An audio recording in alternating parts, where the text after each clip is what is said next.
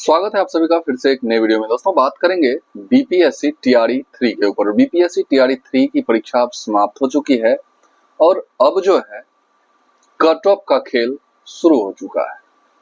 जो भी शिक्षक अभ्यर्थी इस परीक्षा में शामिल हुए हैं, जिन्होंने भी इस परीक्षा को दिया है, अब उनके दिमाग में कट ऑफ को लेके प्रश्न हम कह सकते हैं कि चलते रहता है कि आखिर कट ऑफ इसका कितना जाएगा। और इस कट ऑफ वाली बात को लेके हजारों वीडियोस आपको YouTube पे मिल जाएंगे।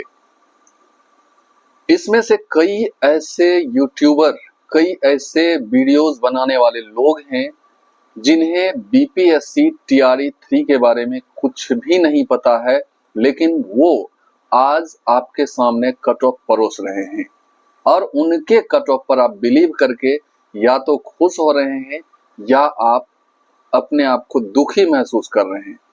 स्वाभाविक सी बात है कि वो जो कट ऑफ आपको बता रहे हैं, उस कट ऑफ को अगर आप अपने मार्क्स से क्रॉस कर रहे हैं, आगे मतलब जा रहे हैं उस कट ऑफ से, तो आपके मन में एक खुशी होती होगी।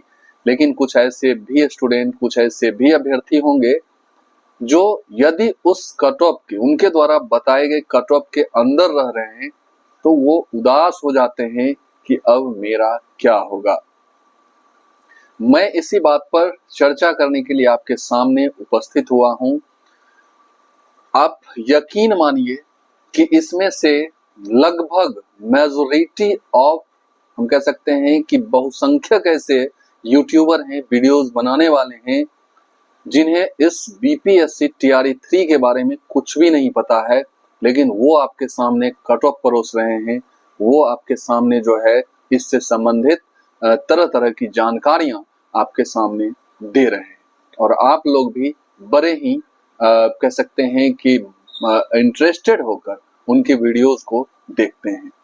जहां तक बीपीएससी टीआरई 3 या कोई भी एग्जाम, किसी भी एग्जाम के कट ऑफ की बात है, तो उसका अंदाजा लगाना इतना आसान नहीं है।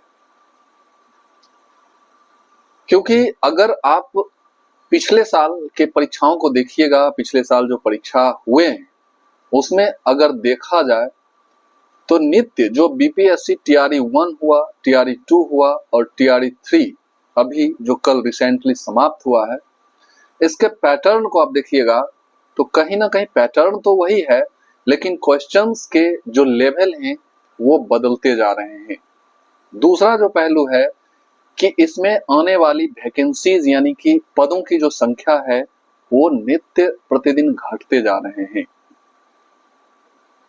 तो कई ऐसे फैक्टर्स हैं जो कट ऑफ पे निश्चित तौर पे प्रभाव डालेंगे और ऐसा भी कतई नहीं है कि अगर पिछली बार किसी सब्जेक्ट का कट ऑफ बहुत हाई चला गया तो इस बार और हाई जाएगा। ऐसा एग्जाम में नहीं होता है, ये आप मान के चलिए। और उस कट ऑफ में हो सकता है कि हम ये नहीं कहते कि कट ऑफ नीचे गिर जाएगा, लेकिन कट ऑफ आपका गिर भी सकता है और कट ऑफ आपका बढ़ भी सकता है। इस चीज को आपको ध्यान में देना होगा। अभी जितने भी लोग कट ऑफ की चर्चा YouTube या वीडियोस बना के कर रहे हैं, उनकी बातों को इग्नोर करते, उनकी बातों को आप ध्यान मत दीजिए। आप अपना फोकस जो है आज से ही 1-2 दिन आराम कर लीजिए, वो अलग बात है, लेकिन 1-2 दिन रेस्ट करने के बाद फिर से आप अपनी तैयारी में लग जाइए। बाकी बात अगर आपका मान लीजिए इसमें हो जाता है तो कोई दिक्कत नहीं है, क्या दिक्कत है, और अगर नहीं होता है तो फिर आप आगे अपनी तैयारी में लगे रहिएगा। आपका जो ये समय जो है जिसमें आप अपने, हम कह सकते हैं कि रिजल्ट का या आंसर की का इंतजार कर रहे हैं, उस इंतजार को मत कीजिए और फिर से एक बार नए एनर्जी के साथ आप अपनी तैयारी में लग जाइए। और इस कट ऑफ वाली बातों पे बिल्कुल यकीन मत कीजिए, क्योंकि ये लोग खुद, मैं सारे लोगों को नहीं कह रहा हूं, लेकिन इसमें से बहुतों ऐसे लोग हैं जिनको खुद भी इसका एक्सपीरियंस नहीं है, इस परीक्षा का एक्सपीरियंस नहीं है, और कैसे वो कट ऑफ बता रहे हैं, हमें तो बड़ा आश्चर्य लगता है। इसलिए इनकी बातों पे ध्यान मत दीजिए, इंतजार कीजिए, 1 सप्ताह 2 सप्ताह इंतजार कर लीजिए। हमें लगता है कि 1 सप्ताह के अंदर जो है आपको आंसर की, इसका जो ऑफिशियल है वो आ जाएगा। उससे आप अपना मैच करवा लीजिए ना, उससे मैच करवाइए और उससे जो आपका मार्क्स बन रहा है उसमें हम कह सकते हैं कि चैलेंज करने के बाद 2-4 मार्क्स इधर उधर हो सकता है, बाकी बाद आपका वो मार्क्स रहेगा।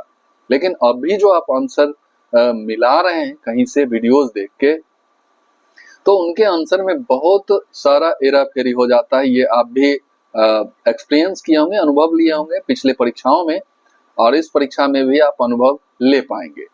क्योंकि ये जो डी वाला ऑप्शन है ना, इनमें से एक से अधिक, और ई वाला ऑप्शन तो रहता ही है, अधिकतर परीक्षाओं में रहता है कि इनमें से कोई नहीं, ये रहता है। लेकिन ये डी वाला ऑप्शन कि इनमें से एक से अधिक, यानी कि वो जो 3 ऑप्शन ए बी सी दिए हुए हैं उसमें आपका 2 भी हो सकता है, 3 भी हो सकता है। ये चीज स्टूडेंट्स को बहुत डैमेज करता है, ये आपको मानना होगा। और दूसरी बात, जो आंसर आपको अभी मिला रहे हैं ऑफिशियल आंसर के आने से पहले, वो लोग भी कंफ्यूज हो रहे हैं।